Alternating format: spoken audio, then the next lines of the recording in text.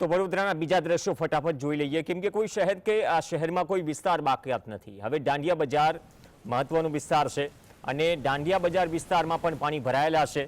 દાંડિયા બજારની વરસાદી કાંસ ભરાઈ જતા પાણી બેક માર્યું। વરસાદી પાણી ભરાતા લોકોને પરેશાની વેઠવાનો વારો આવ્યો। અનેક વાહનો બંધ થતા લોકો પરેશાન થયા હતા। રોડની બંને તરફ આ જ પ્રકારની સ્થિતિ છે। સર્વિસ રોડ હોય કે મુખ્ય રોડ અને આ બજારમાં આ જ પ્રકારની સ્થિતિ જોવા મળી રહી છે। જે તરફ પાણી વહી રહ્યું છે કાંસ બંધ થયું અને નીચાણવાળા વિસ્તારોમાં પાણીનો ફેલાવો થઈ રહ્યો છે। ગટરના પાણી પણ ભળી રહ્યા છે। અસંખ્ય વાહનો બંધ પડ્યા। મોટા પાયે વડોદરામાં જનજીવન પ્રભાવિત।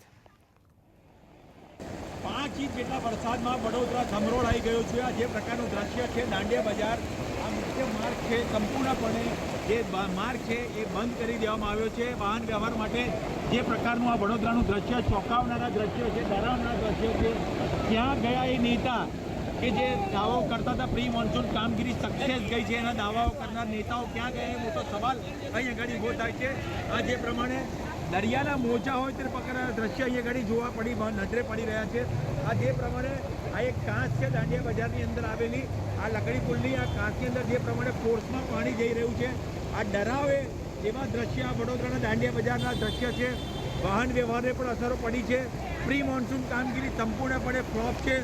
નેતાઓ કદાચ આમ નાગરિકી બચવા માટે પોતાના ઘરોની અંદર બંકરો બનાવીને છુપાઈ ગયા હોય તેવું લાગી રહ્યું છે।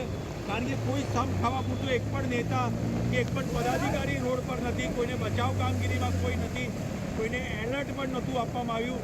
તો આ પ્રકારે આજે સવારથી વડોદરા જે ધમરોળાઈ ગયું એના માટે જવાબદાર કોણ? રૂપેશ ચોકસી, GST।